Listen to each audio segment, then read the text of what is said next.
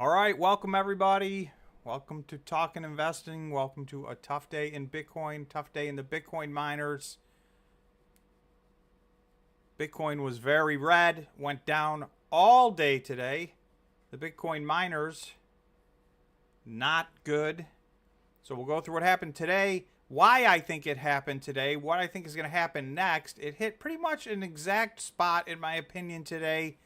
And so I do have some thoughts on where I think it's going next. Of course, as always, not financial advice. Also, hello to George, who's playing sick today.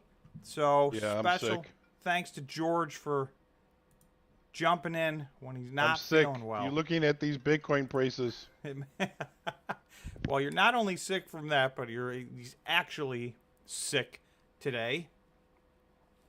Also, right off the bat, I'm going to ask everybody to do us a giant favor. If you could please smash the like button. I want to let everybody know we did go into the settings. I don't know what or why or when, but it would appear that YouTube changed what they do, and all of a sudden there was just a monster amount of mid-rolls ads happening during the live stream. So that was nothing that we did, but it's apparently something that YouTube had done. Well, I did find a way to turn that off, so I'm going to ask for your support. I'll be right back. All right, sorry, George, we'll see you in a minute. I'm going to ask for everybody's support. I turned those off, so obviously that you may have gotten an ad on the way in, but other than that, you shouldn't get any ads mid-roll, so that demonetizes this, so please. And it demonetizes it and de-incentivizes YouTube from showing this to anybody. So please help us. Let's prove them wrong and get everybody over here on the stream with us so we can talk about it. Because this was a very difficult day, mentally, emotionally. You know, you guys can let us know. But you know, these types of days are brutal. They're just brutal, and even though early on it seemed apparent what was coming, you know, things just kept getting worse. And I will tell you, in particular, I watched Cleanspark, and we'll take a look at Cleanspark's chart later. It really hung in there strong for the vast majority of the day, as Bitcoin was dropping and dropping and dropping, and then all of a sudden, Cleanspark just plummeted, you know, and caught up to all the other Bitcoin miners for whatever reason. So if we look at the Bitcoin miner big board, you guys should have the 15-minute screen up that you're seeing, and you can see all the Bitcoin miners on the side. I mean, Core Scientific was up 0.5% for whatever reason. Right, so that was an outlying event. Other than that, we were red from top to bottom. It wasn't necessarily a double-digit red day, but, you know, most of these were down 5, 6, 7, 8%. Some of it worse. So this was a very tough day. I want to welcome, I don't want to mispronounce this. I don't know if it's George or Jorge or either way.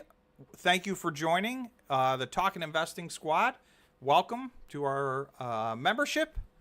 So we do a live stream only for members only every Tuesday after the market closes. So we hope you will join us there.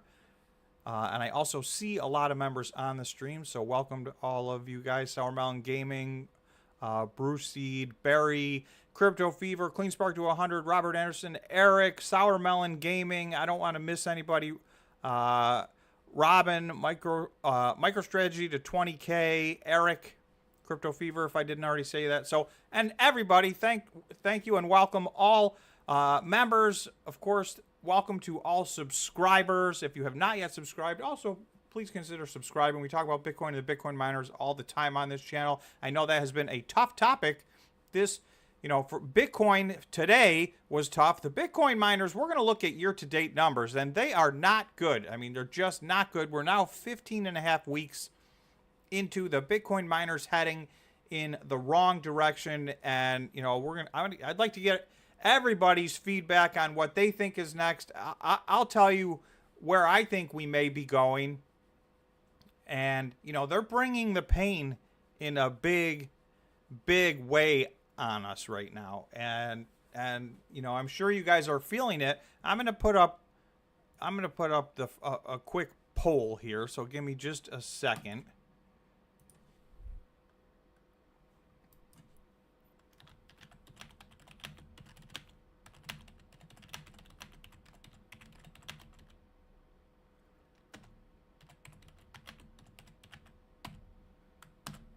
10 seconds. I'll get this up.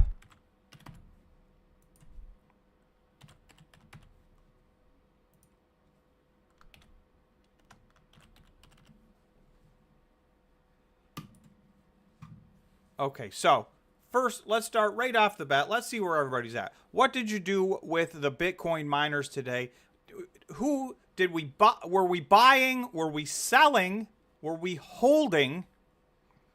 And I'm going to tell you guys, despite this gigantic pullback today, I held. I looked all day for options. The options on these Bitcoin miners have huge premiums priced in. So, you know, for those of you who have been with the channel for a while, you will know that I have built out oversized positions of a lot of these. I have dollar cost averaged in. You know, somebody asked me about a month ago. It seems like every day you say you dollar cost average in. You know, when are you going to run out? Well, I have slowed my pace greatly. And, you know, if in a perfect world, I wish I could have bought some more at this price versus some of the prices I dollar cost averaged in. But having said that, most of my dollar cost averaging was through the crypto winter for the course of, you know, 2+ years. So, I'm still very green on CleanSpark. I'm still green on Bitfarms, but I'm very red on Riot. So, you know, it's a mixed bag. And, you know, I was red on Riot, you know, before this, and Riot just has momentum to the downside. It's really getting beat up. Bitfarms is getting beat up. It did not hold $2. So fortunately, I mean, CleanSpark and Bitfarms I bought the most of during the crypto winter. So that really allowed me to lower my cost basis dramatically. I started buying Riot and Marathon a little bit later. Marathon in specific. Riot, I'm just very, you know, I'm not the only one. So let us know if you're green or red or up or down. I know obviously this was, you know, everybody was down. If you held Bitcoin miners today, you're down. For those of you who, you know, are timing this correctly, congratulations. I know there are some people, including George, has a lot of money on the sidelines, and so You don't know, but you hope, and then, you know what I mean? That's it. And that's the thing with, you know, dollar cost averaging versus timing, and, you know, buy and hold versus swing trading versus day trading.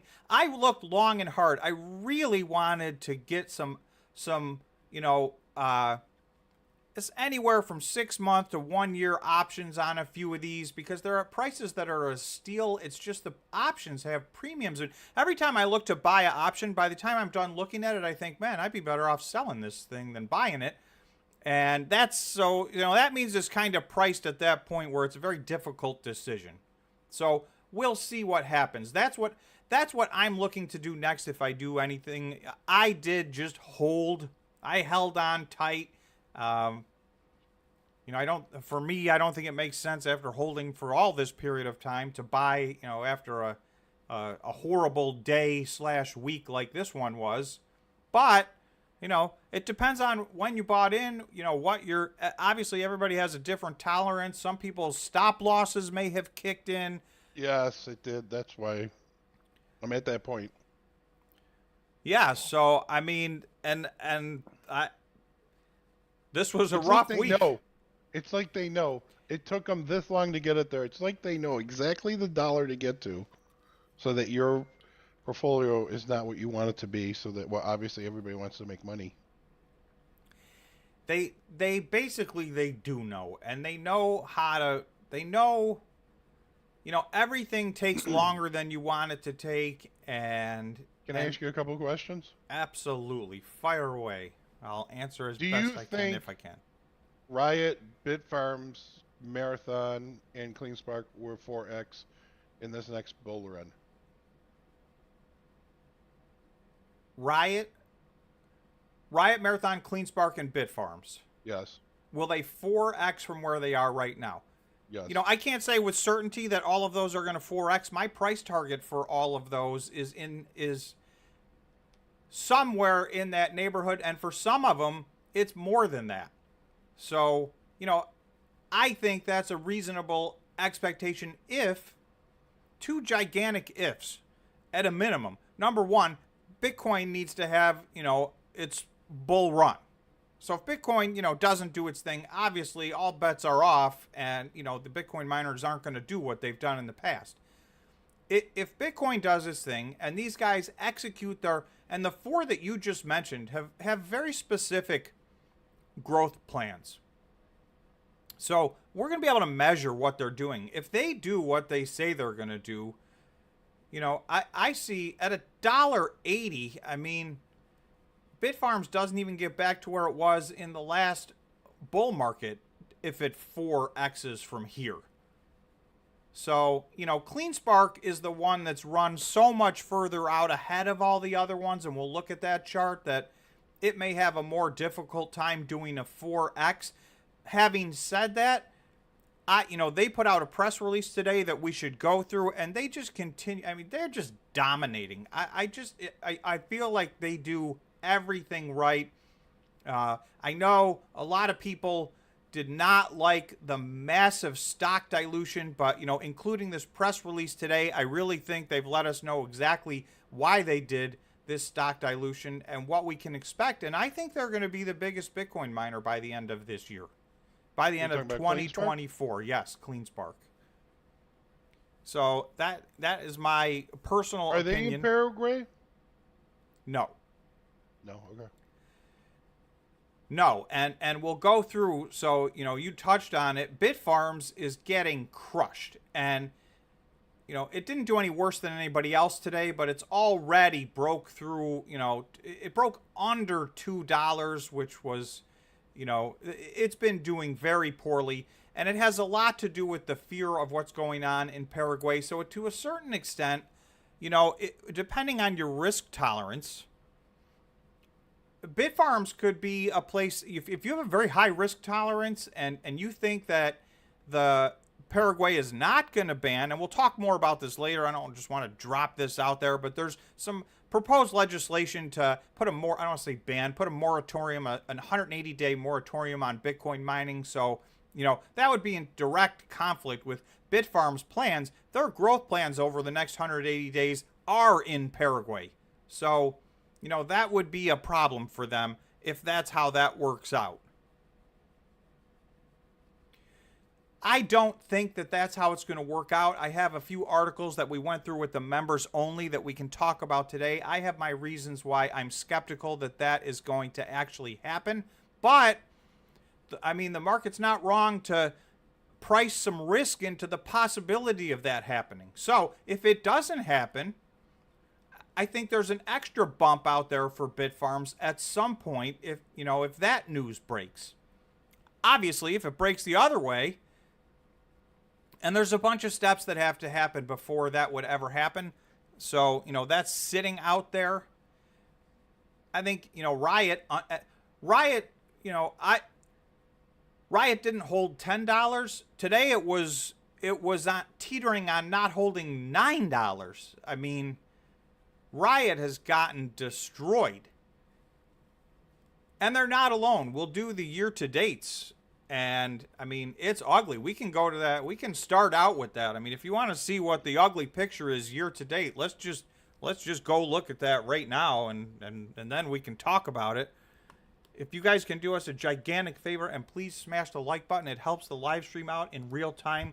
We did go through, find the setting to get rid of all of the ads. So I know last week a lot of people were angry that there was a lot of commercial interruptions, and that was a change that apparently YouTube made. So we did find a way to undo that, but obviously, effectively that demonetizes us. So you can help us out by smashing the like button. You're demonetized, Tom? Which is something I said? Well, we demonetized ourselves for this video. I think there may be, as people come into the video, they may get an ad, but all those ads, somebody last week said they got 15 ads interrupting the live stream in real time. I mean, I don't know what to do about that. If there was a happy medium, but that doesn't feel like a happy medium to me. So we're trying it out, turning things off. my concern is that, you know, without YouTube getting any revenue, they're not going to bother showing this stream to anybody. So I think the best way you guys can help us out is by smashing the like button. really? That does help the algorithm. So please help and understand we did That's not nice. voluntarily demonetize ourselves to try to get, you know, the word out to you guys and give you guys a better user experience on this rough day.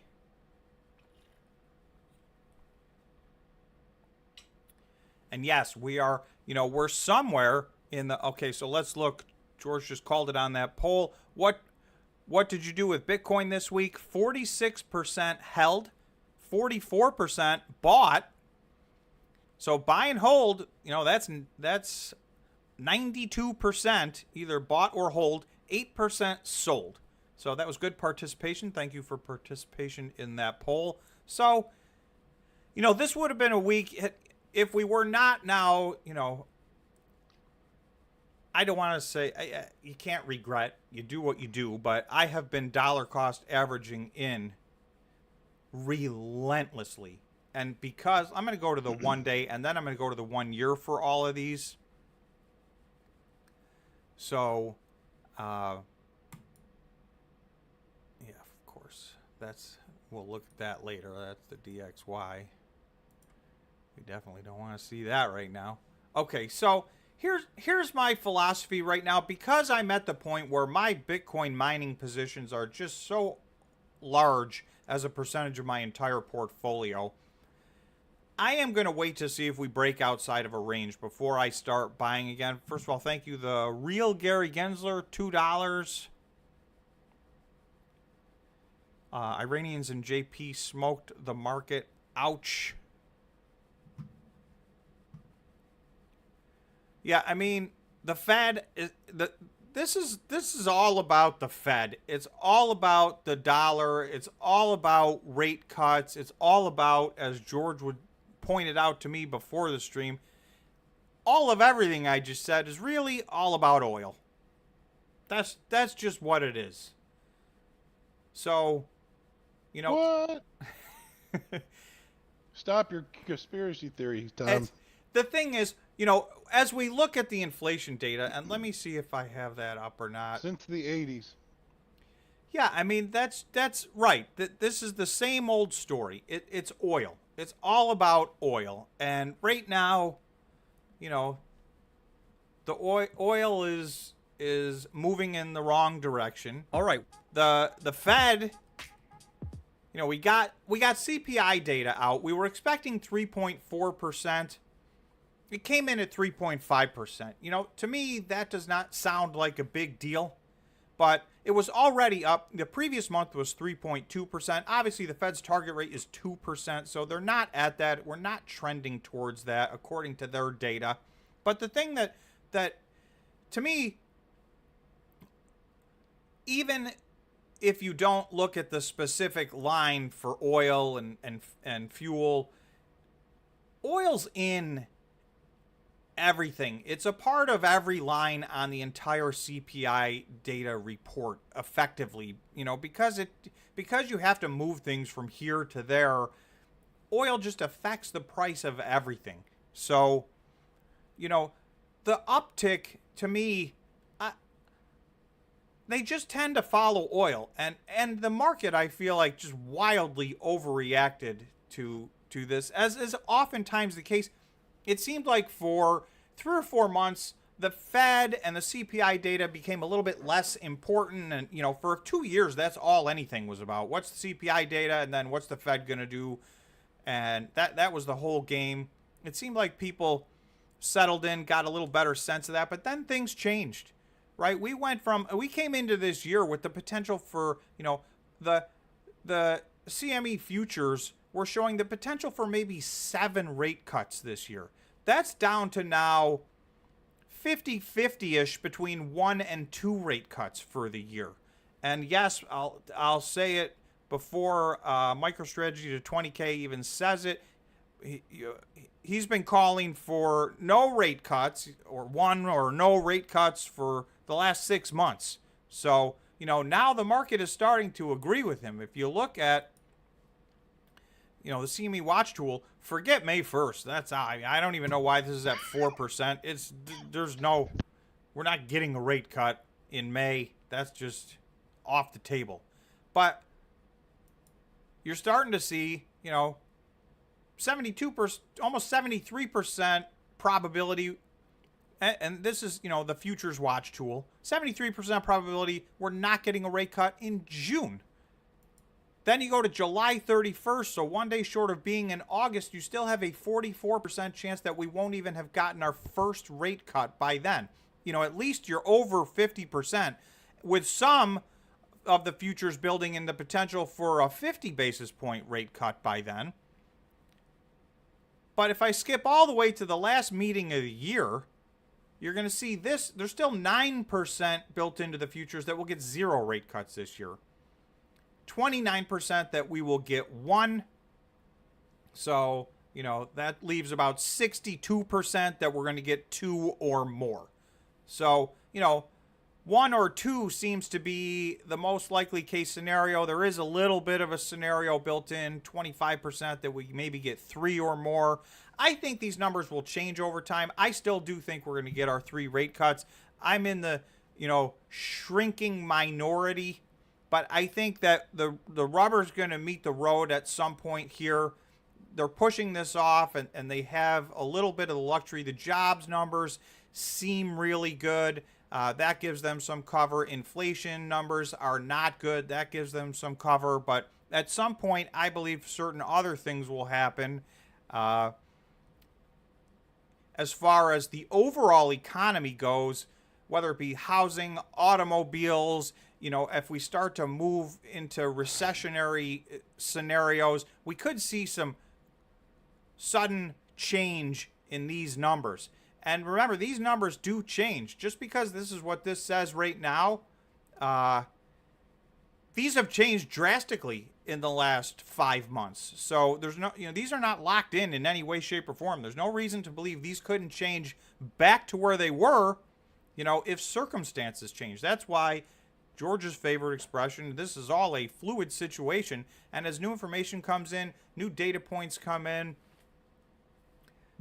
I don't think we've resolved this issue yet. I think the market is incredibly bearish right now, particularly after the CPI data came in. The market just, in the Russell's down 4% since CPI data came in this week. I mean, that's a beat down. And, that's where this gets hit. Those are the things that get hard, and our little corner of the universe, these Bitcoin mining stocks, the Russell, to me, the Russell is what they follow the most closely. Some of them are actually in the Russell 2000. So, that's the neighborhood of these stocks. So as the Russell got decimated, as, the market's down, the Russell's down worse, Bitcoin was down today, it was just everything in the wrong direction. But you can see we did get down. If you look, we got down to just about $65,000. So I'm going to come back to that in a minute, because I'm going to show you why I was expecting, as soon as we broke under 69, I was really expecting, that this was going to happen. I didn't know if it was today or over the weekend, and there's a specific reason why. But first, let's look at, we talked about looking at what, year to date, what the Bitcoin miners have done. Because for those of you who have been in these all year or longer, I know many of you have been in these much longer. Some of you are getting this chart is brutal. So let me quickly get to Barry. Barry, thank you very much for the super chat. It's much appreciated on our demonetized stream. I'll gift 5 memberships if you turn the ads back on for the rest of the stream. I miss the complaining. That's funny. You know what? I would leave the, if they were doing something balanced, and I don't get to experience it from my end, but it seemed like they were just inundating people with ads. So I just felt like, we'll see what happens. I'll try to see if there's a better balanced approach to this, but for the time being, at least for today, I wanted to give people a reprieve and, see, and also see if we, still can drum up a decent amount of viewers on the stream. That's the most important part, is for all of us to get together and share this and talk about it and deal with it. And, if they're going to suppress the stream because we turned the ads off, I wanted to find that out. So far, it looks like we're doing okay, but if you would, and 108 likes, I appreciate that. Anybody who hasn't, if you would be so kind as to smash the like button. I'll give you Tom. I have a question.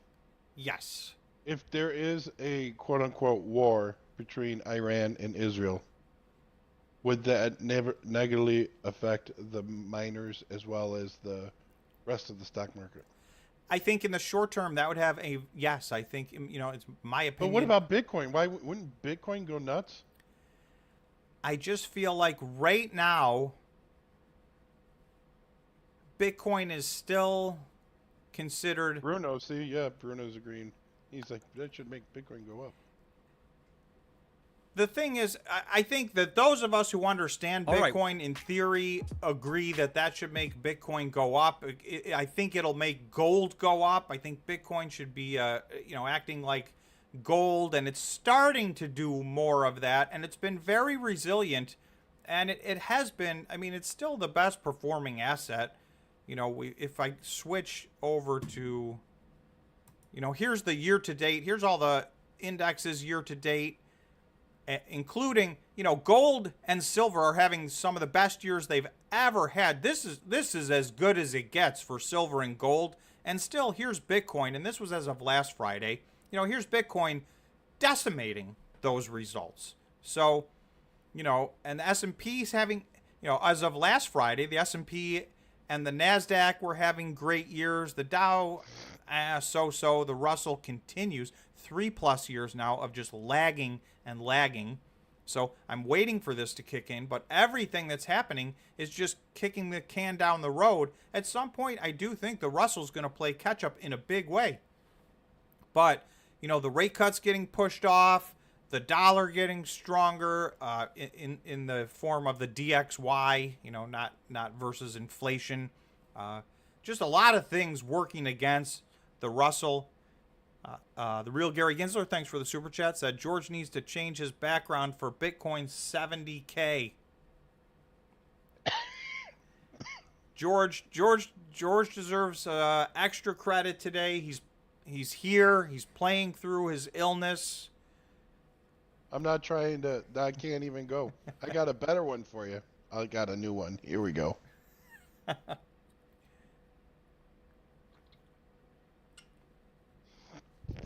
Yes, Phonebookson said, everyone like the video. Please do us a favor. Smash the like button. Let's see what the poll is doing. Time to sell Bitcoin miners for Bitcoin. So only 19% are saying yes to that. 81% saying no. All right. I know that, it's the last thing anybody wants to hear on days like this and weeks like this, but for me, if I zoom out, I am still very bullish on Bitcoin, and on the Bitcoin miners that I have talked about.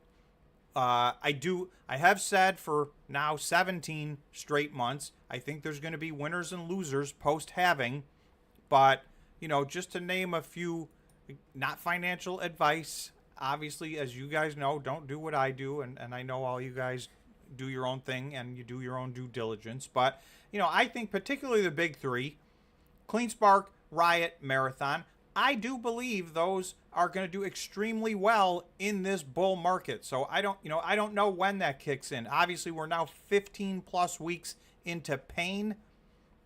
I think they have an opportunity to extend that pain.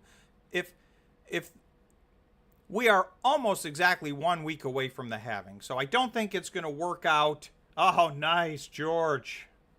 New background. Up. Nice job. I don't think it's going to time quite right. It's going to be pretty close to our normal Friday live stream, but I think it's going to miss by maybe 6 or 8 hours, but time will tell. That can change. There was just another quick sidetrack, another 2 days ago, another difficulty increase. So the network continues to get bigger and bigger and bigger. Average hash rate 618 exahash. There was a day this popped up to 700. So that's going to be another big factor for some of the Bitcoin miners that I'm talking about. You've got Marathon, Riot, CleanSpark. They're already, well, not so much Riot. Riot has a monumental amount of infrastructure. They really have not been mining a lot of Bitcoin. The next phase of what they do should be the phase where they start to grow their exahash rapidly. So between now and the end of the year, we need to see rapid exahash growth from Riot. CleanSpark continues. I'll get to their announcement. They just added even, they did another upgrade today that's going to get them, again, when we go through that, I think, in my opinion, their announcement today, if they stay on that path, I think they'll be the largest Bitcoin miner at December 31st, 2024. You know, that may trade hands many times in 2025 because Marathon has big growth plans, Riot has big growth plans. We'll see what Core Scientific does. They've been a lot less specific, and I think they're going to fall pretty far behind, even though they will be one of the large Bitcoin miners. But you've also got Bitfarms with massive growth plans. You've got Cypher with big growth plans, TerraWolf with big growth plans. Iris Energy just confirmed they're done raising capital and funding their growth to 20 exahash. So by the end of this year. And by the way, from what I just read, if CleanSpark stays on track, they will be at 40 plus exahash at December 31st of this year. So a lot of work to do between now and then. And that's one of my big caveats. These guys got to execute their plan. Everything's great on paper. And this is more than on paper, right? They've raised the money. Right. They've spent the money. And CleanSpark more than anybody, they've really added a massive amount of exahash already this year. CleanSpark to 100. Thank you for the super chat.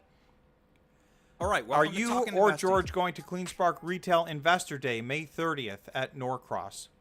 That's in your neck of the woods, George. I guess I could go. Yeah, I hadn't planned on it. From Craig Miller, if I get VIP treatment. It's just a few, it's nothing. It's right there next to my office. I'm gonna write that down and send an email. May 30th. Thanks.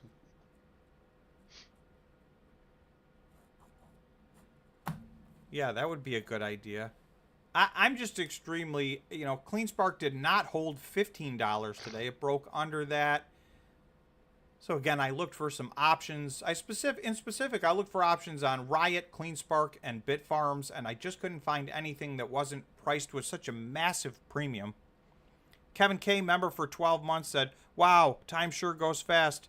12 months, guys. Tom, I got challenged on X, and I'm going to super chat over the question for a poll and discussion. Thank you." All right, yeah, let's hear about it. Tom, I'm almost my 30 days out of CleanSpark now, too, by the way. Oh, see? Boom. Yeah. So that made me happy. I've thought about it. There's it's pros and cons. On some of these, like, I'm really upside down on Riot. I am. But yet, it was one of the last ones that I was still dollar cost averaging into.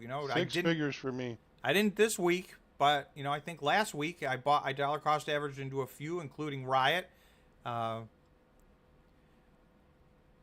I'm very upside down on that. So it depends. There's a lot of.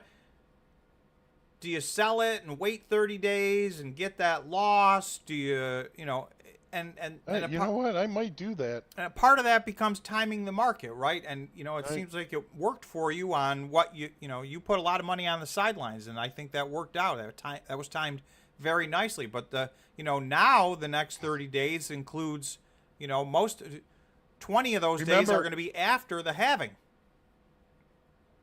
18. What was it? 18 something. No, whatever day. So there's many transactions. But the day that was, they announced it that Thursday before Easter. Do you remember that? Cleanspark, because I hated them. Oh, what the day they announced their dilution was March 27th, I think. March 27th, March 28th. It was the day before. It was the weekend before. Friday was closed for Good Friday, and then that, remember? And I sold it 18 whatever for like a little bit of a loss of my last run to try to make it. And you know, it's really not down what I thought it would go down. You know that?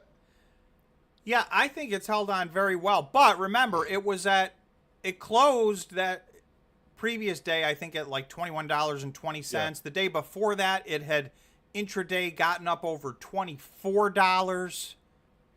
And that's, you know, so really it's now down from $24 to $15 in a month. That's a pretty serious beat down. But having said that, you know, if we go back to this chart, not this chart, but this chart, it's the only Bitcoin miner in the green this year, and it's still up 35%, even that after that massive pullback. So that's why it's hard for me to buy shares. You know, it's already my biggest position, and now I'm going to buy shares, you know, up still this amount. It's hard, but I really wanted to find some options, and if the opportunity presents itself, sometimes I'm very slow to pull the trigger on these option swing trades because they're not my number one thing that I do. I really mostly just buy and hold stocks. So sometimes I miss my window just because, you know, I'm just too slow and, if you want to call it, scared, whatever the case may be, versus just holding the stock. For the companies I have conviction in, I don't know how long it's going to take them to get where they're going, but I believe they'll get where they're going. But with the options, you know, the clock is ticking. Kevin K., thank you for the super chat. Kevin K. said, from today until September 20th, do you think in market cap percent, which miner will see a larger market cap increase? Hut 8 or Cleanspark? All right, Hut 8 or Cleanspark. So for me, that's a no-brainer in my opinion. You want to give your answer first, George? Oh, sorry. What today? Okay, from today until September 20th, do you think in market cap percent, which miner will see a larger market cap increase? Hut 8 or Cleanspark? Cleanspark. Yeah, in my opinion, it will be to me, Cleanspark that's almost. Yeah, mine would be what would be the negative of Hut 8, but maybe, you know, if Bitcoin goes nuts. You know, a rising tide. Hut 8 does have 9,000 Bitcoin on their balance sheet, and, you know, if they keep those, they've talked about, they're open to using those. They've changed their treasury strategy from a strict we're going to hodl to the potential to use those for, you know, growth or other things. But so far, they have maintained their hodling, and they've kept all that Bitcoin. I'm putting it out there for everybody. So I'm encouraged by the fact they've kept their Bitcoin. When they said in 2 or 3 things in a row, we've changed our treasury strategy, I was nervous that we were going to start seeing Bitcoin evaporate off their balance sheet. That has not happened. So that is encouraging to me for Hut 8. Having said that, for me, Cleanspark's still my number one conviction stock out of all the Bitcoin miners. That's my personal opinion. Maybe we should do our round robin and see what people are thinking. Oh, we're going to do the poll. We'll do a quick poll, see what the people think. That's a good call.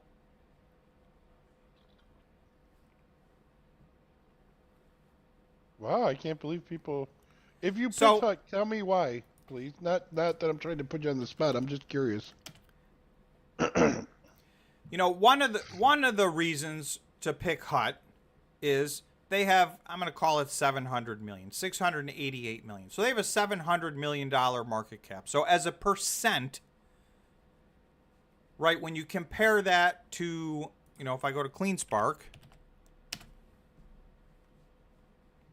they have a $3.5 billion market cap. So, you know, they're many multiples larger What is HUT? HUT was just under 700 million. I can't even believe it's that high. So, that's close to 5 times the market cap. So I think some people may be saying as a percentage, HUT could move up a lot more. I think I believe I'm going to pull up Cleansparks and HUTs and we'll look. We're on Marathon. I'm going to go Cleanspark. I think this move right here is artificial. Right? We got all the way up to, this was somewhere around $24.75 on March 27th. That's not that long ago. And, from there until now, we're down 40%. So I think you're going to see Cleanspark take out its previous all-time high. Let me get to Darren first, and then we'll take a look at HUT and talk about what we think. Darren said, Tom, since you beat down on Wolf because of their dividend talk, are you staying true to your word and selling Cleanspark since they stated they're kicking rocks on how to pay a dividend? They will not pay a dividend. They're not paying a dividend. If they pay a dividend, I would stay true to my word. But I could just tell you, they're not paying a dividend. You can't have an $800 million at the market offering and pay a dividend. You just can't do it. So they can kick it around all they want. That's just not how it works. So that's my very strong opinion. You can't be selling shares of stock get diluting so that you can give a dividend to your shareholders. If you guys can find an example of a company that's doing that, you can let me know, but it would be a most unusual business practice. I think it would be All right. frowned upon significantly, and it makes absolutely no sense. Right, Cleanspark's going to raise. They just cleared out 500 million in stock dilution already this year. They've got another 800 million in stock dilution. So that is not a company that has money to spare to start giving money back to its shareholders. But they don't hodl. They do hodl. Cleanspark has now. No, Wolf. Oh, Wolf does not hodl. Cleanspark does hodl, but Darren's saying Cleanspark's kicking the rocks on how to pay a dividend. If they said that, then I maintain my position. I will personally be stunned if any of the companies on this list, any of the Bitcoin mining companies that have growth plans, that have at the market offerings, offer a dividend. That would be a shocking development. But nothing's impossible, I suppose.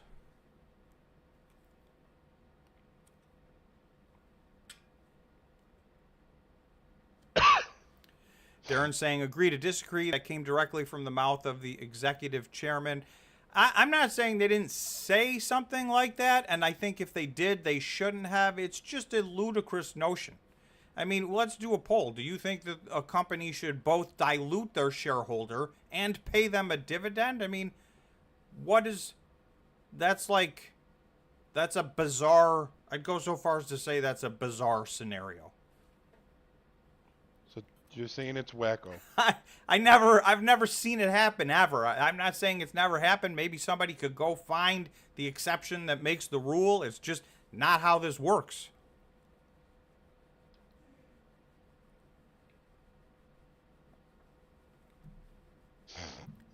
These are highly cash-intensive businesses, particularly at this time as they're Cleanspark's trying to go from, a company that was 6 exahash not too long ago to a company that's going to be 40 exahash at the end of this year, and they're looking at maybe, they've already said 50 exahash by the end of 2025, which now is bumped up to 52 based on what they've done, and I think they're going to announce they're going to get a lot bigger than that. That's my personal opinion. I have no knowledge of that, but just based on what I see them and hear them talking about, I think, unless Bitcoin doesn't do what it's supposed to do, and that's, why a lot of these companies leave the door open and leave themselves some flexibility, we need to see, they need to see what's happening to Bitcoin over time. So if it, if we move into a crypto winter, it may be time to hold on to some of that liquidity. And let's see what this poll is doing. See, from today, do you think the market cap percent, which miner will see a larger increase? So right now we're at 81%, CleanSpark 19%, HUT. So we looked at CleanSpark's chart. Let's look at HUT's chart. So way back here in December, now I would argue in December, HUT was a very different company than they are today. They were just post-merger. So they had merged. And, you know, everybody, this December 27th, I think 12 of the 19 Bitcoin miners on our list hit their high for the year 2023 on December 27th, on or around one of them on December 28th. So that was their local high. But subsequent to that, they've parted ways with their CEO. They've talked about changing their treasury. They have not. Right back here in December, this is when everybody was gearing up and we were looking forward to, okay, now it's post-merger. Let's hear about the big growth plans coming. So since then, I'm going to go to a different chart. We have seen HUT go from 450, that was in December when they hit that high, 453 Bitcoin mined in December, down to 339 in January, down to 292 in February, down to 231 in March. That is a company, just from a Bitcoin mining standpoint, heading in the wrong direction much faster than any other company on this list. So now, you know, if something new comes out, you know, that remains to be seen. But for the time being, I think that is why you'll see, if we go back to HUT, you know, they did, you know, on March 28th, they candlewicked up to $12. So that'd be a 50% move to the upside, more after today's activity. So just to get back to where they were, that'd be a 58% move. So, you know, let's look at it that way. Can these companies get back to where they were last month? That'd be just under a 60% move for HUT. If I go to CleanSpark, and then we'll end this poll and move on with our lives. If I go to CleanSpark from where they are right now to where they were pretty much the same day, one day earlier, that would be about a 68% move to the upside. So not dramatically different, but CleanSpark would have a little bit further up to go than HUT, but fairly close.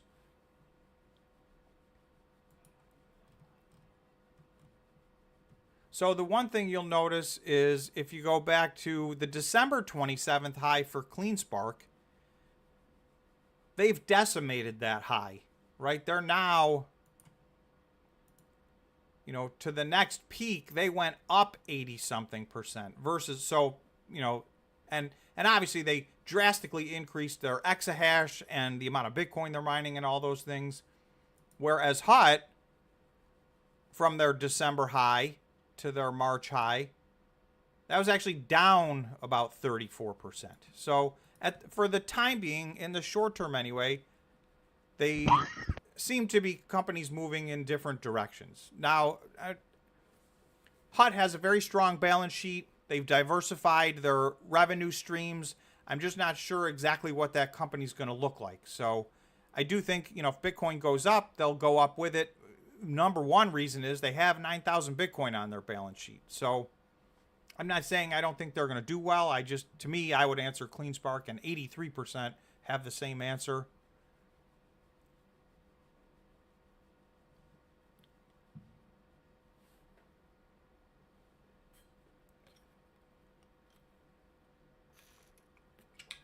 So should we move on? What's our next? We can call that poll. CleanSpark's a big winner.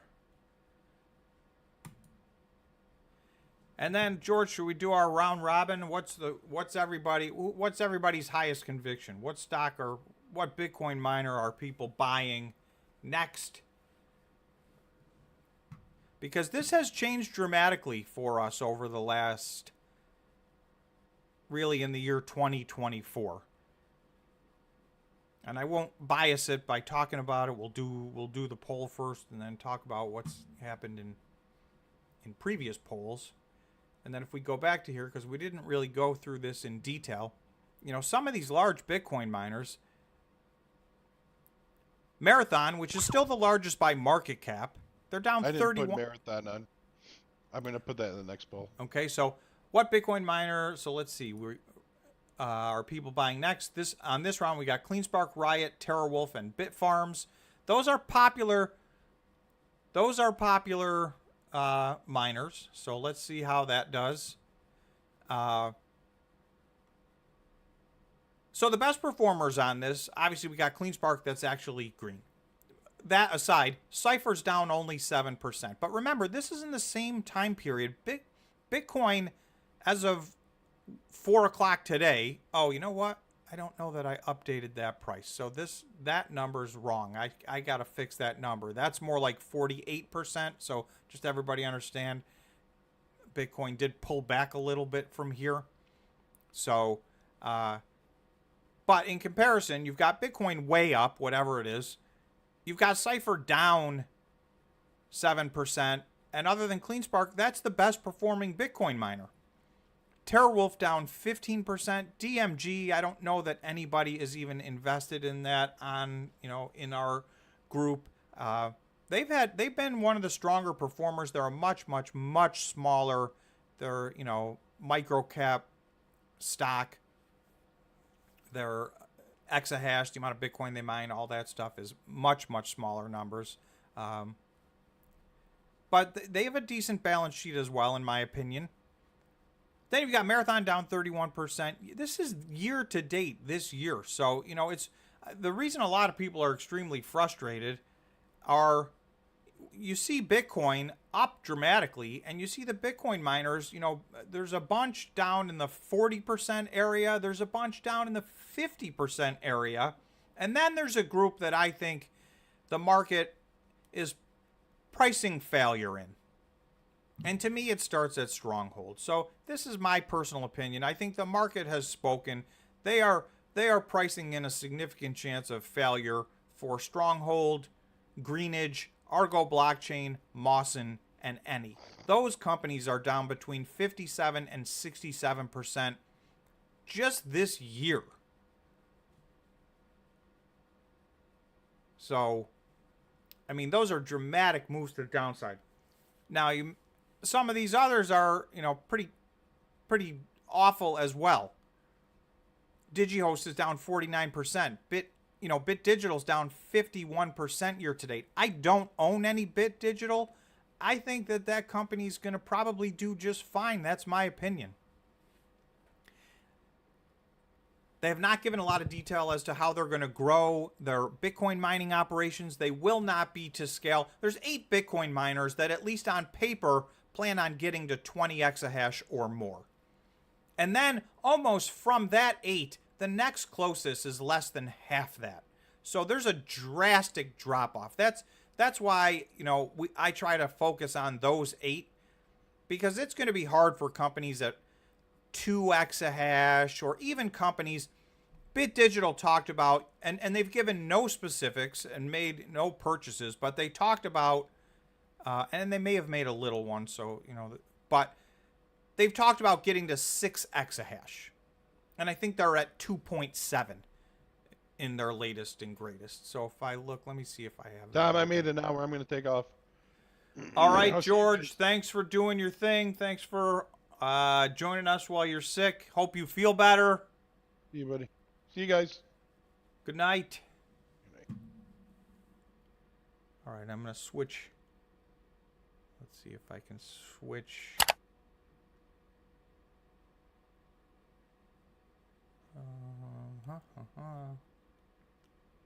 I don't like that view. That's not working for me. We'll leave it alone. Okay, so for BitTish, I was just going to look and see if I happen to have that open. Give me 30 seconds. I thought I did, but I am wrong. I don't think I do. That's... Wow, yeah, I think I have every single monthly update except for theirs open.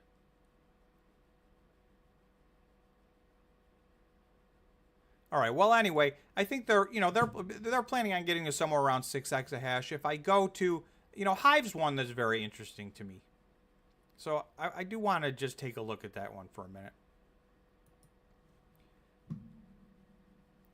A couple of different things going on with Hive. They are increasing their stack. So they have 2,287 Bitcoin. That's up significantly over the last 3 or 4 months. They dedicated themselves going into the halving to try to get as many Bitcoin on their balance sheet as they could. Unfortunately, this just gets them back to where they were about a year earlier. They had to dip into their stack, into their hodl position, but they've gotten it back up over 2,000. So this is one of only a handful of companies that are adding to their hodl position, but you're going to see, they're at 4.5 exahash.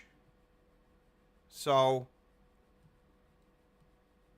and this is another company. They're planning somewhere, I think, to get to 6.5 or maybe 8. In the short term, they're looking to get to 5.5. So, when you're looking to get to 5 or 6 or 7, and there's 8 companies that are going to be between 20 and 40, it's going to be very hard for these to compete as investments versus some of these other companies. Now, I know there's a lot of other factors involved if they can stay lean, and I do think, to Hive's credit, I think they're a company that has managed to stay lean. They've swapped out or are in the process of swapping out most of the machines in their fleet. So they're a very efficient miner as far as how many Bitcoin they mine per exahash. They're going to become a lot more efficient as far as, joules per terahash and how much it's going to cost them to mine a Bitcoin. So that's one of those in the middle companies that I think are a gray area. I think we just talked about the 5 or 6 that the market has pretty much given up on, down between 57 and 67% year to date, when Bitcoin's up 50% ish year to date. So that's a dramatic difference. But there's a bunch of others that are in a middle ground that, I think make for interesting potential investment opportunities. To me, Bit Digital is interesting. I continue to have it on my watch list. I don't know how much more I personally can add to Bitcoin miners, as I've done so much dollar cost averaging, but that's one that I think looks very interesting to me. Riot's down 41% year to date. The market's beat up Riot. Bitfarms is down 38%. So even with this big recent beat up of Bitfarms with the Paraguay situation, Bitfarms was running way ahead. They were running in second place for a lot of this year. So, since, there's now speculation and the potential looming that there could be a ban or a moratorium for 180 days on mining Bitcoin in Paraguay. And I'm going to go through and show you exactly why this is such a problem for Bitfarms.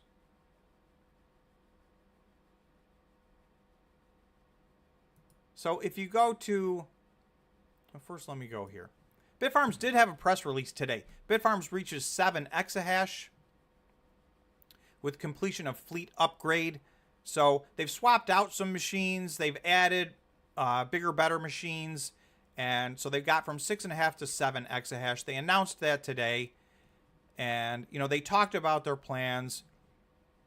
So they say here, while executing towards our 12 exahash and 21 exahash targets. So 12 exahash by, I think, the middle of the year, and then 21 exahash by December 31st is their plan. They have purchased the machines to get to these numbers. The question is now, if you go to their investor presentation, which they just updated on, I think on April 1st, the first thing I'll point out, just as an aside, this has nothing to do with what we were talking about, Bitfarms was the #1 performing stock on the Toronto Stock Exchange in the year 2023. And they were the #8 performing stock on the NASDAQ.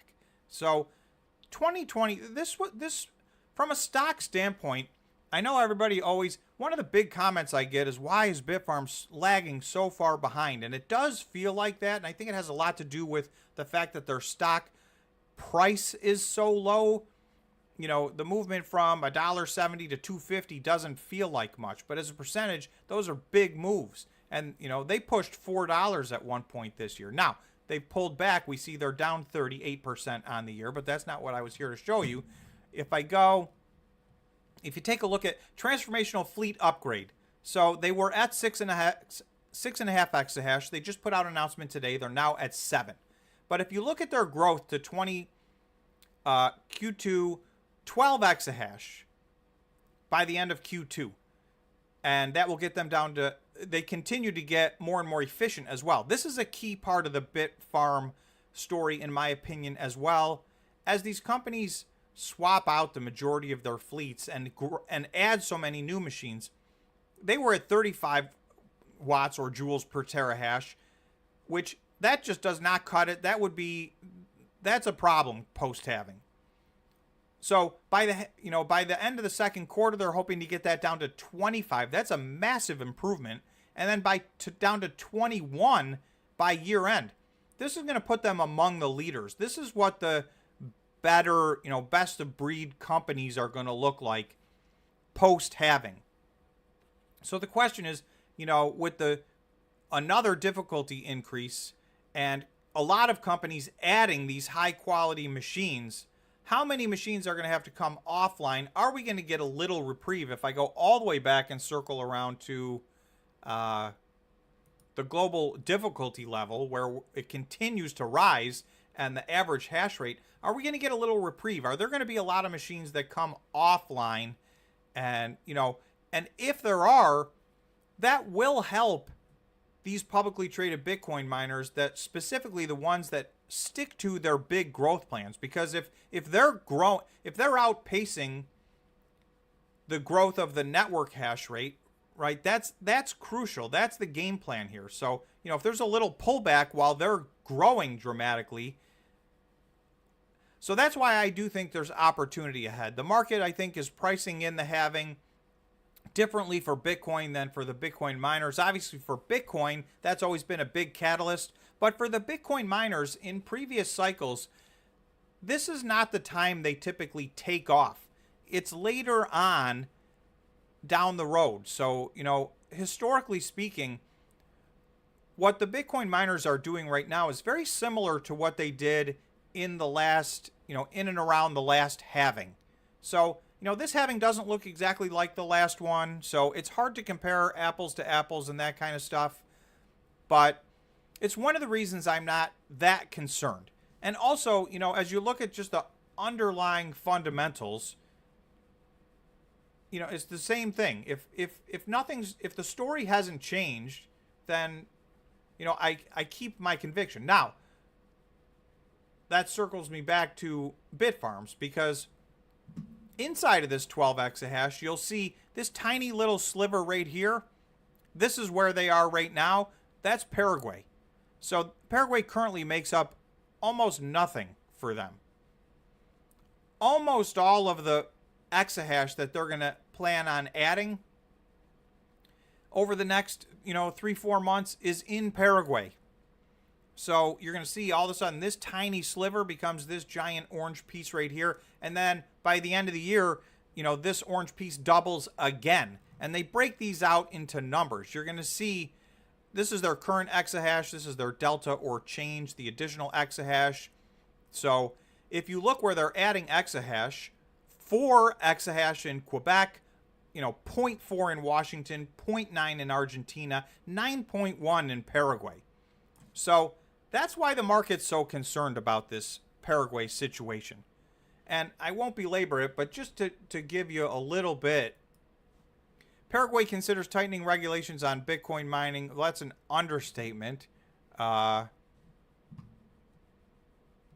see. Okay, so the first thing in here is this bill must go through 3 other levels inside Congress before it hits the president's desk. Even if it gets through those 3, the president can veto it. They've been down this road before. The president did veto a previous bill, and they didn't have the votes to overturn it.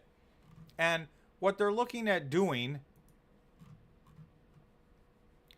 Paraguay proposes a 6-month ban on crypto mining, citing electricity concerns. They talk about electricity concerns, and here's the thing that just doesn't add up.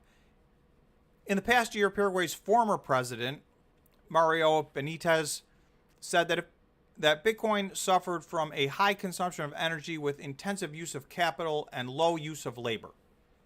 But here's the statement that doesn't make any sense, and this is a quote. If Paraguay wants to intensify crypto mining today, in the next 4 years, it will be forced to import electricity. So I just want to go down a little further. So he's talking about a scenario where Paraguay would have to import electricity. Right now,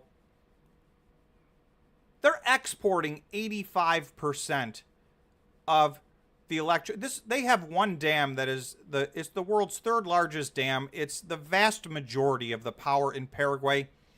From the power that dam generates, they're exporting 85% of that power. So it just doesn't make any sense to me that they're worried about Bitcoin miners flipping it from, a situation where Paraguay only uses 15% of their electricity available to where they're using more than 100 and they have to start importing instead of exporting. So that, to me, that's hyperbole. It doesn't make any sense. And they're exporting this at a dirt cheap price. And Brazil's able to take advantage of that because Paraguay has two options: export this to Brazil or let it go to waste. So something for them is better than nothing. But what the Bitcoin miners offer is paying more for that electricity and adding infrastructure.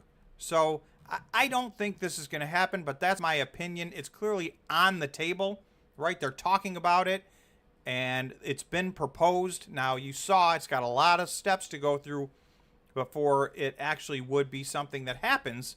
But that's one of the reasons Bitfarms, if I go to their, let's go to their chart.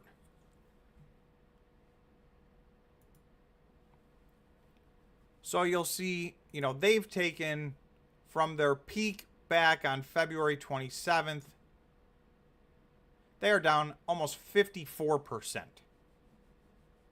So that's a significant drop off, and a lot of that just from March 21st, they're down almost 30%. So for them to get back to their previous high, that's 115% move to the upside just to get back to where they were a month and a half ago. So I don't know when they're going to get back there or if they're going to get back there. Obviously my personal price target, this is one of my big positions. So, I have conviction in this. I don't think that ban is going to happen. If it does, Bitfarms is going to have to scramble, and they will have potentially a 6-month window of time where, that's an ugly picture for them. So I think that's not going to happen. I think the chances of that are remote, but, I don't live in Paraguay. I'm not intimately familiar with the, politics in Paraguay. So I can't rule this out. It just doesn't make any sense to me. I don't know why they would even consider banning this, source of revenue for the country and utilization of energy that they're otherwise having to next to give away just in order not to waste it all together.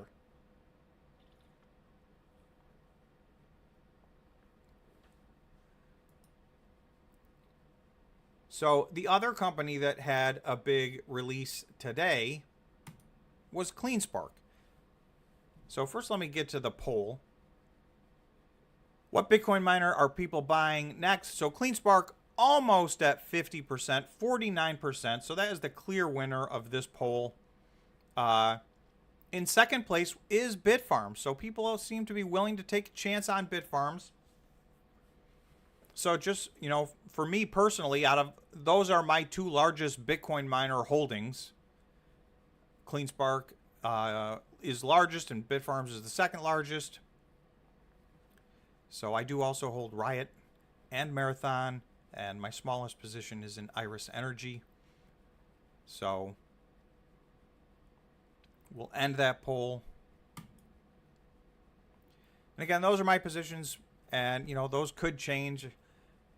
If I'm always say the same thing. I try to stick to my plan, but it's a fluid situation. If there's a change in circumstances in either the company or in Bitcoin or in the world, right? All of those are reasons why, we consider changing our investments. But you can see on a day like today and a week like this week, I'm one of the people that I just held. I've done enough dollar cost averaging, and if I go to the 1-day chart, you'll see I really feel like, for quite some time now, we are trading in a range. We haven't left to the bottom of this range or the top of this range. If we were to, and I added this box down here, this whatever brownish range, and so that's my buying range, and I identified this several weeks ago. This would be from the peak that we hit on March 13th. The top of this box would be a 20% pullback. So, that has been our typical pullback. The bottom of this box is at around a 25% pullback. We have not had a 25% pullback in the last 17 months for Bitcoin. 23 is the largest pullback we've had. We recently, in this run right here, this was the smallest pullback we've had. This was about from the top to the bottom. This was, just under 18%. So all the rest have been between 20 and 23%, which is why I leave this on here. I can't eliminate the possibility we will end up doing this 20% pullback like we have all the other times. There are some reasons why we might not do that, and I want to go to one we haven't talked about at all. Oh, of course, I just closed that by accident, so let's go to this one. Hong Kong listed Bitcoin ETFs could unlock up to 25 billion in demand. So Hong Kong is talking about potentially on maybe as soon as Monday approving these Bitcoin spot ETFs. And you can see, mainland Chinese investors could pour $25 billion in potential Hong Kong listed spot Bitcoin exchange traded funds. So that would be a potential massive catalyst. And that could be as soon as next week. So, there's no guarantee of that. We don't know exactly when or if this is going to happen. But they talked about the possibility of making an announcement. At one point, they were talking about today, and then, the next article I read said maybe making an announcement on Monday. But clearly, this would be a very big catalyst. 25 billion. Remember, 25 billion of inflow does not equal a $25 billion increase in Bitcoin's market cap. There's a massive multiplier on that. So this would be a potential big catalyst. So there's a lot of things that sit out there. I think momentum has been, we can see we've got a period of sideways consolidation. We've gotten almost a little bit spoiled where everything moves up so fast that, we do have, look right here. We had one of these, the same type of deal. Oh, sorry, that's the wrong.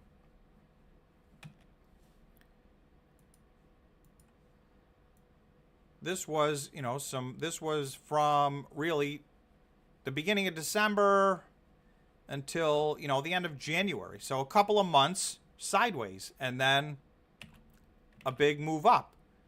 And if you look, oh, sorry.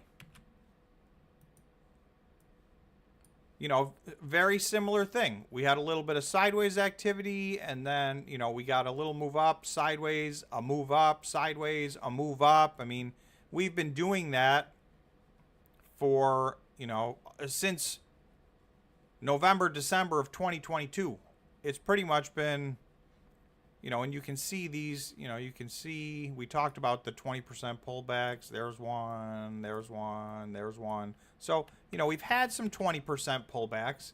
We've had some sideways activity, and it just seems like that's what we're in the middle of right now. So I believe with the amount of catalysts out there ahead, including and not limited to what has traditionally been by far the biggest catalyst for Bitcoin, which is the Bitcoin halving. We are 1 week away from the Bitcoin halving.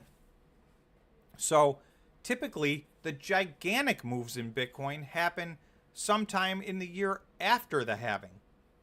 Now, this cycle was different. we hit a new all-time high before the halving. As you guys probably are well aware, that has never happened before.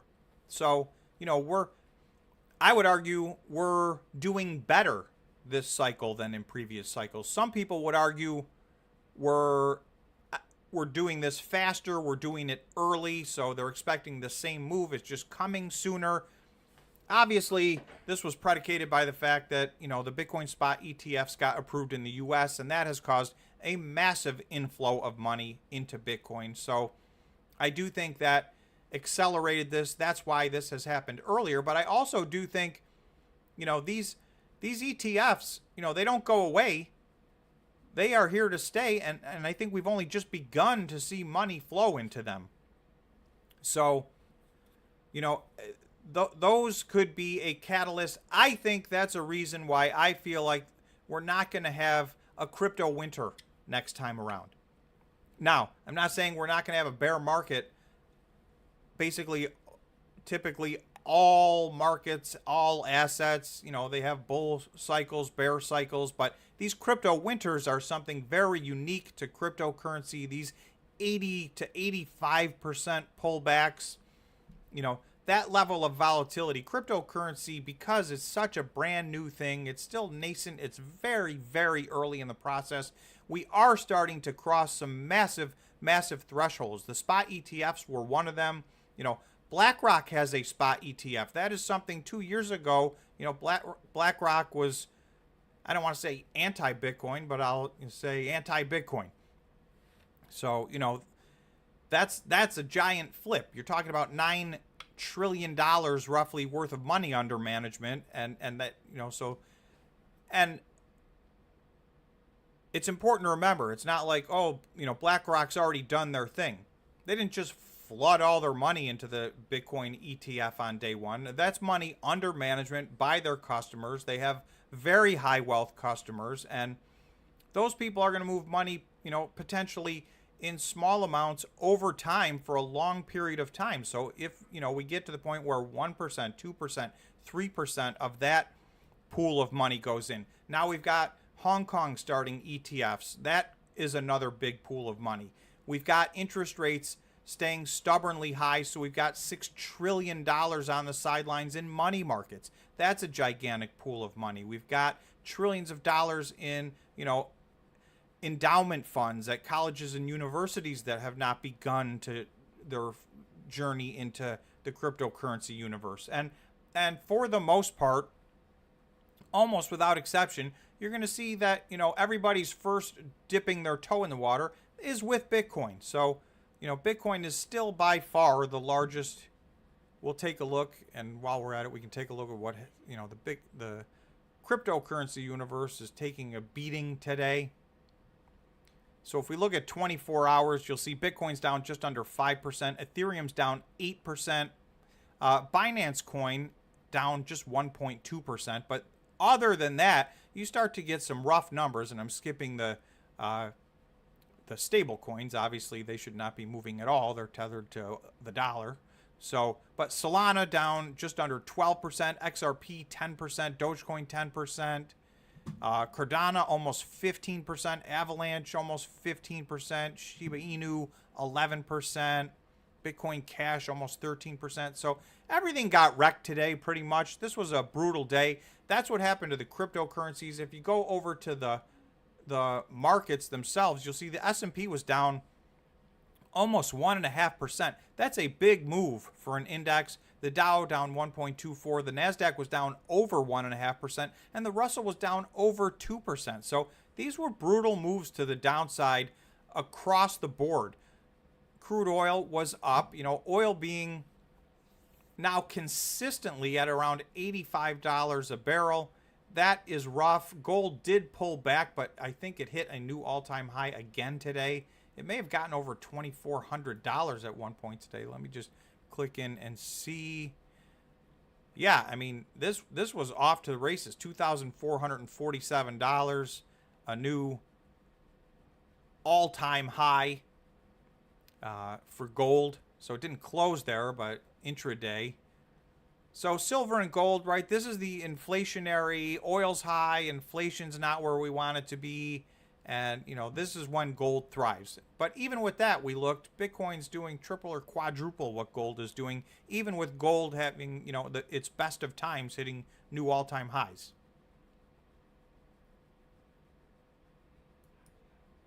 So the combination of all these things led to an awful day for the Bitcoin miners. Just to quickly run down a couple of these that, are the most popular. Marathon was down almost 8.5% today. CleanSpark ended up down 6.5%. CleanSpark was holding on very strong for more than half the day, and then it just gave up its support and it fell down 6.5%. Riot down about 6.7%. So those are the three largest by market cap by far. But everything other than Core Scientific, which finished the day green, that was an anomaly. The next closest was basically HUT was down 4.8%. Skipping the nano caps. If you get into the, the main ones, you're talking about Bitfarms down 5%, Cypher down 7.8%. TeraWolf actually looks like the best one, down 4.67%, but that's a rough day. But Bitcoin, so this gold line here is where Bitcoin was when the U.S. equity markets closed yesterday. It was a little bit over $70,000. So, from there down to, let's get to the close, was right here. That's 4.5% move to the downside from the U.S. equity market closed yesterday to today. So, in light of that, with a 4.5% move to the downside for Bitcoin, these companies that moved 4 or 5 or 6%, it's really not, it's not that bad. We've seen days where, these have been double or triple to the downside what Bitcoin has been. So, but all in all, obviously a day like today does not feel good, especially coming off of a week that really was not strong. This was a rough week, and it's been a rough year. I'll just quickly go back to this chart. I mean, this is your Bitcoin miners year to date. You've got CleanSpark in the green. You've got everything else in the red. A couple that are doing okay. Cypher down 7%, TeraWolf down 15%. Those are the next best two. Bitfarms was actually ahead of these two until this Paraguay situation came into play. Now you'll see they've fallen back to the middle of the pack, and all the way down to the 6 or 7 we talked about that I think the market has lost complete confidence in. But you don't know. With these nano cap stocks, for those of you with a high risk tolerance, micro cap, nano cap companies can have, we've seen some of these stocks have 30 or 40 or 50% moves in a day. They don't, and not necessarily that they'll hold them. So if you're swing traders or day traders, there's a lot of money to be made in that. I don't really do a lot of that. I have talked about the fact that I would like to start. I did spend the day looking for options. I didn't pull the trigger on any. I specifically was looking for actually 4 things. Options in, call options. Because I do believe I think the next move is up. And, I was trying to go out maybe 6 months to give myself a little bit of room. I was looking at Bitfarms, CleanSpark, and Riot. The other thing I was looking at on a much shorter term basis, I do think the next move for Bitcoin is to the upside. And I want to go to, this is the Binance liquidation heat map. And you're going to see, like, if you see all these concentration, yellow is the highest level. So you'll see lines that are yellow are a couple $100 million of potential liquidation. These greenish or aqua colors can be 60 million here, 60 million there. So this is a lot of liquidation. The longs got absolutely destroyed today. And you can see once this starts happening, it feeds on itself. And, as people are forced to liquidate, that's more selling pressure. So this got all the way down to the absolute bottom line on this map, which was at around $65,000. So this played out to where pretty much everybody got liquidated today that was long. And that doesn't literally mean everybody, but you can see all these concentrations of liquidation were to the downside, and they all got taken out. So I think it was not shocking that we got down to this number. This was the last bit of liquidations. Now, the reason I think the next move is to the upside, and I understand there's 1,000 other variables, but in super short-term periods, this liquidation heat map is very useful. And this is just on CoinGlass. It's free. So, this is not something I pay for.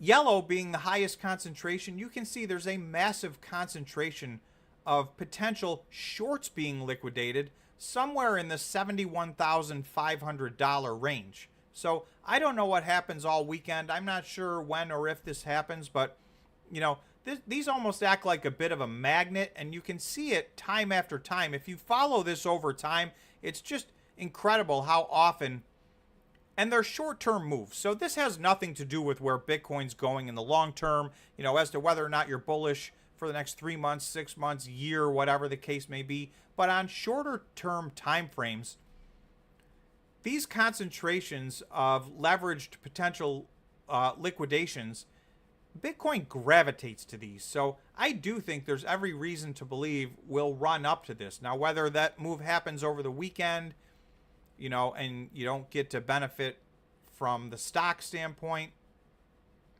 but, that's something that I look at, just so that everybody knows, and I'm sure a lot of you guys look at this too. This is shorter term stuff.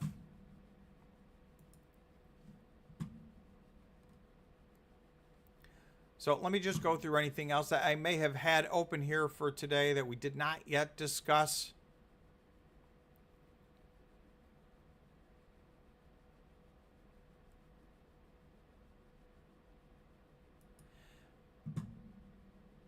So I won't go through this whole thing, but ordinals defy Bitcoin's design principles, but offer miners huge post-halving advantages. So ordinal inscriptions and BRC20 tokens are controversial, but the fact is, these post-halving, the fees portion of the reward is going to be more important. And as these ordinals gain in popularity, they drive up the fees. And as you solve a block, a part of that is the newly, freshly minted Bitcoin that comes into existence. And the other part of it is the fees collected along the way. And the ordinals, we've seen 2 different times in the last year where these fees pop up to, they can get as low as, 0.1 Bitcoin. But there have been times where they were 1 or 2 or 3 Bitcoin per block. So this is something post-halving that I will also have my eye on. If these can creep up over time, this will also be very bullish for the Bitcoin miners. So I'm not going to go through and read that whole article, but that's something that sits out there.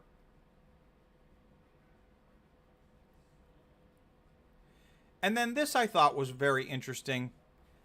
Crypto miners run down Bitcoin inventory to a 3-year low in a strategic pre-halving move. So this has a lot to do with, we get an up close and personal look at the Bitcoin miners that are publicly traded. They tell us exactly what they're doing, who's hodling, who's not hodling, how many Bitcoin they have on their balance sheet. I'm going to just quickly show you that list. Oh, I'm not sure I have that open. But essentially, you've got Marathon with the most Bitcoin. I think they're at 17,000-ish now. You've got Hut 8 over 9,000. You've got Riot over 8,000. You've got Cleanspark now over 5,000 Bitcoin. Those are the big 4 by far. Then you drop down to, I think, Hive at around 2,200. So those are the publicly traded Bitcoin miners. We do know there's 4 or 5 of them that are still aggressively adding to their hodl position. But what I find interesting is, if you look at this article, the number of Bitcoin held by miners which receive the coins in return for validating transactions in the blockchain declined to 1.794 million. So 1,794,000 Bitcoin are held by Bitcoin miners. So these are the privately held. This is the rest of the entire network. Because if you look, the publicly traded Bitcoin miners, all those that I just talked about put together, don't even add up to 30,000 Bitcoin. There's 1.7, almost 1.8 billion Bitcoin held by Bitcoin mining companies. So the publicly traded companies are by far underrepresented versus the rest of the people, companies, whatever the case may be, that mine Bitcoin. And you can see, over the course of time, they have hodled their Bitcoin. So yeah, even this move, the so-called miners balance has fallen by 27,000 since November. So even that's a tiny, tiny move versus the almost 1.8 million Bitcoin that they're hodling. So this makes sense. That's why they mine Bitcoin, to hodl and, gain the benefit of, mining it for X and being able to hold it as its value increases. So, theoretically, most of these people mined it for a lot less than they could have bought it for, at the spot price. Now, there have been times in the middle of a crypto winter where that may not be true, but a lot of people turn off their machines and stop mining when it's not profitable. Aid, if I'm pronouncing that correctly, who is a member, thank you very much for being a member, pointed out $877 million in liquidations in the past 24 hours. 500 million of those in the past 4 hours. So that goes to directly what I was just talking about. I mean, that's what happened today. Once you start to reach these levels of, as people get, I don't want to say greedy, but, there's still people trading on 20x, 50x, 100x leverage. If you're one of those people and it's working out for you, congratulations, you're minting money. But for the rest of them, you see $877 million of liquidations today. That's money that's just now gone, right? That's versus, buying and holding Bitcoin. If Bitcoin goes down and you hold it, well, if it goes back up later, you lost nothing. When you leverage like this, your money can be gone in an instant, and then it's just gone. It doesn't come back as Bitcoin recovers. You're liquidated. That's what a liquidation is. Your money ceases to exist. So, for as long as people are going to use massive leverage, we're going to get these short-term wild swings in Bitcoin. And again, this is only 4.5 or 5%, but that's a big, big move for one day. It's an outsized move, and I think a lot of it has to do with gravitating towards these liquidations.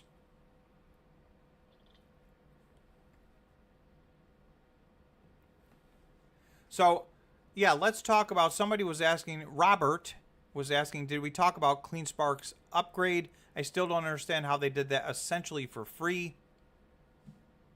I think the relationship with Bitmain is strong, and that could help them a lot moving forward. So let's talk about that, because you're right. Somebody early said that I got sidetracked, and I did get sidetracked from this conversation.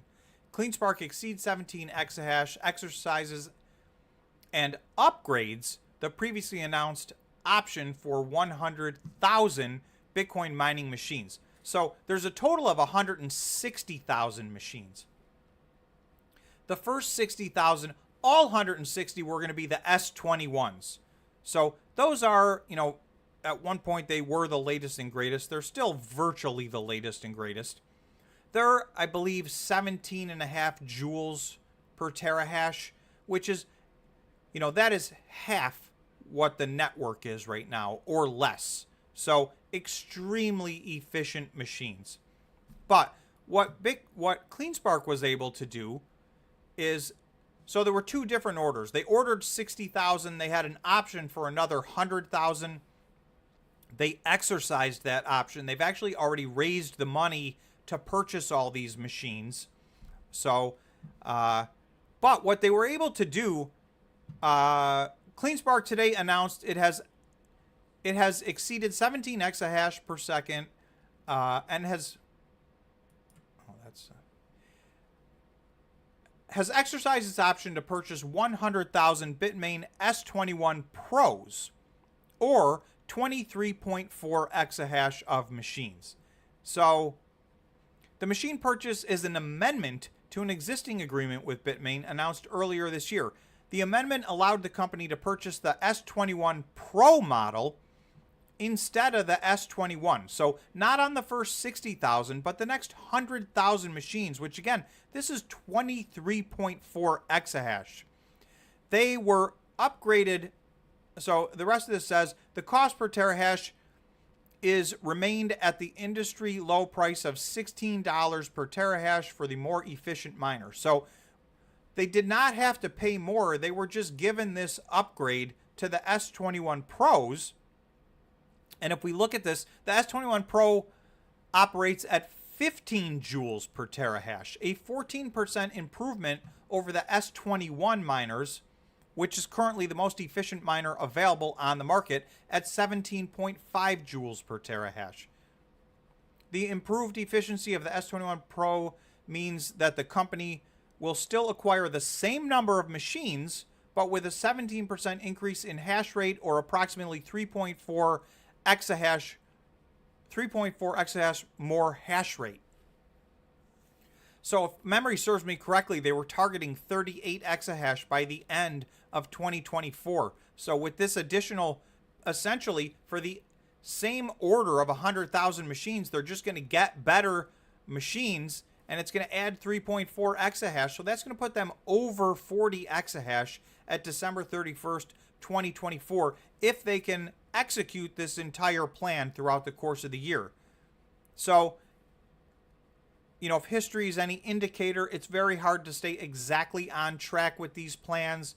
But, you know, the last gigantic jump they had, they came pretty close. They were about a month and a half off, right, to get from, and that was to get from 10 to 16 exahash.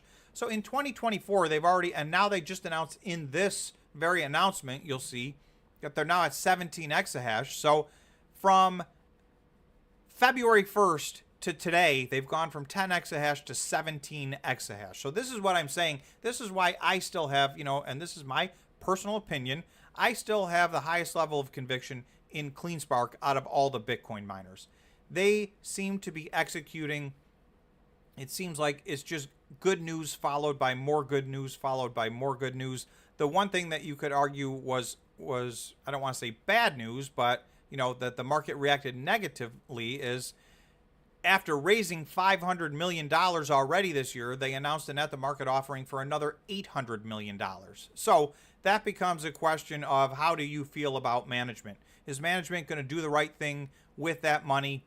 Are they going to put that to work in a way that's accretive to the company, that grows their infrastructure, that grows their exahash, that grows the amount of Bitcoin they can mine, that grows the amount of Bitcoin they can hold on their balance sheet, that increases their profitability?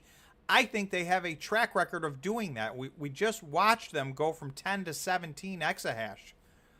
This is a company that at one point was, you know, somewhere 1/6 or 1/8 the size of Marathon and, you know, and Riot, and, you know, now they're actually larger than Riot in both market cap, amount of operational exahash, the amount of Bitcoin that they mined. They mined very nearly double the amount of Bitcoin Riot did. And again, Riot is a position I hold, and I'm not knocking Riot. I think they had to spend a lot of time on infrastructure. They're building their own 1 gigawatt facility, and I think their exahash rate will come. So, you know, that's my opinion, but, you know, that's all a part of what we talk about. It's the, here's their plans. Can they execute on their plans? Cleanspark has a much better track record of executing on their plans, I think, than their two peers, which in my opinion are Marathon and Riot. And I like both of those companies. I think all three of those companies will be winners. But to me, Cleanspark has a little bit more of a proven track record over the last, you know, 18 months. And it seems like everybody agreed as we do polls, whereas Marathon used to be the runaway winner in all of our polls as which one's the best Bitcoin miner, which one's the best investment. Cleanspark is now the runaway winner. And as we do these polls, Marathon's actually moved behind not only Cleanspark, but also Bitfarms. So, you know, that's our sample group. I don't know that that's the universe. And if we look, you know, you got Marathon, You got Marathon down 31%, and now Bitfarms down 38%. And again, we talked at length about the Paraguay situation, so I think that's starting to get priced in. And then you've got Riot down 41%. So out of the big three, Riot's doing, lagging the most, down 41%. So what I would say is, and again, I'll do my weekend. Over the weekend, I'll update all these charts and put these out. And, I do these for people to, every single one of these is just an opportunity to say,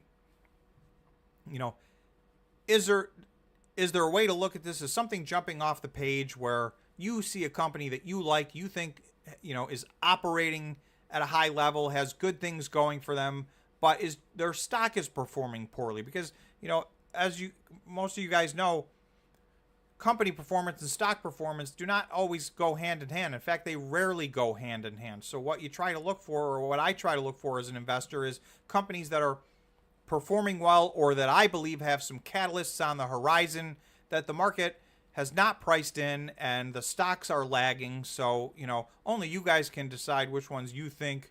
But that's why I try to produce so many different charts and graphs, and I look at different things, and, even all the way to the, liquidation heat map that we just looked at. Anything that you can look at that can give you some insight as to what's going on and what may come is useful.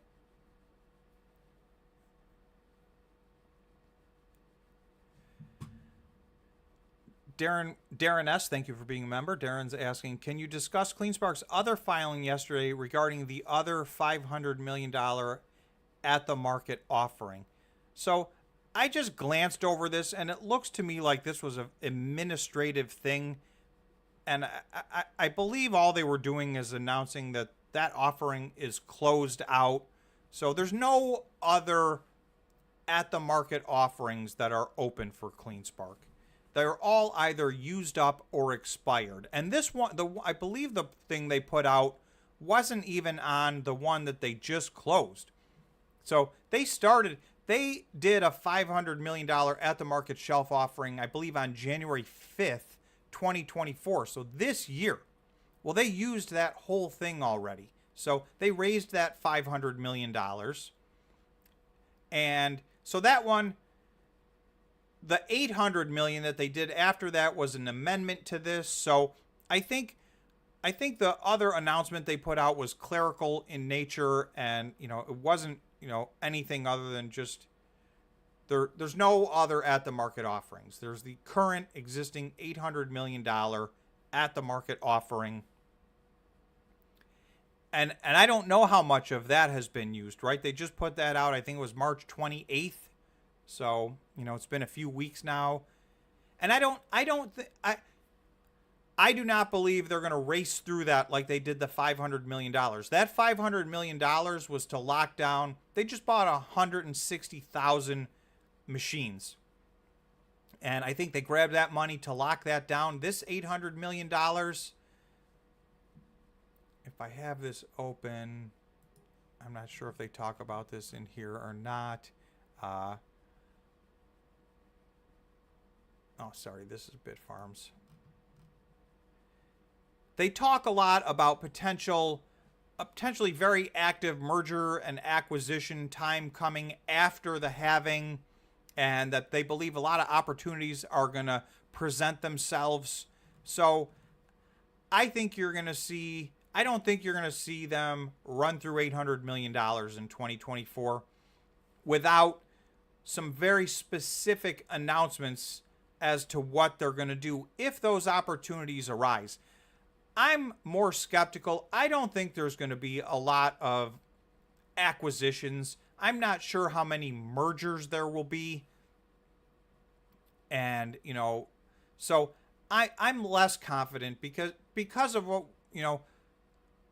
why go buy a company and pay a premium, when you can do what CleanSpark just did? They just bought 160,000 machines direct from the manufacturer. Why go get somebody else's older machines at their older facilities? So some of that may happen. I do think there are some opportunities out there. I think there's a few opportunities out there. I think it's going to be much more on the infrastructure side of things. So companies like CleanSpark, they need a lot more infrastructure to fill out this 50 exahash they're talking about getting to by the end of next year. So, you know, some portion of that $800 million, I think, is going to go towards that, some of which they may do organically, building themselves, some of which they may do through this merger and acquisition that they're talking about on the infrastructure side of things. So I think that's what lies ahead for CleanSpark. And I do expect, as always, I mean, every time they take money, it's followed by something like this. Here's an announcement that they locked down these. Not only did they lock down the 100,000 machines, but they got to upgrade them all, adding 3.4 exahash essentially for free and increasing the efficiency to 15 joules per exahash from 17.5 joules, per terahash. So to me, that answers the question. You know, everybody kind of lost it with all of this dilution, but for the Bitcoin miners, for the most part, I think the Bitcoin miners have done a good job putting their money to work for the shareholder. That's my opinion.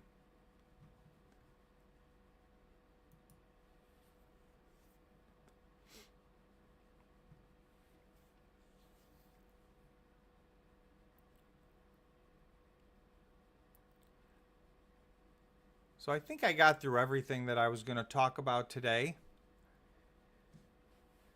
So I'm going to wrap it up. I want to thank everybody for, number one, 200 likes. Thank you guys very much. Thanks for joining on what was a tough day. I know this was a tough day for the Bitcoin miners. This was not a great day for Bitcoin either, but I just want to finish up on the one-day chart. And really, you know, zooming out just even to the 1 day, you can see this is very sideways consolidation going on right now. And I'm just going to switch it to the 1 week because then I think that really shows, I mean, like, we're just in a very tight, we have not moved out of this range. So ultimately there will be a breakout. The question obviously always is, will it be to the upside or the downside? I think we've got catalyst after catalyst, potentially one on Monday, which was this Hong Kong spot ETFs are potentially going to be announced on Monday. So that could cause an influx of capital. And then obviously next week, it looks like next Friday, sometime late Friday is the target, we're going to have the Bitcoin halving. So I remain very optimistic.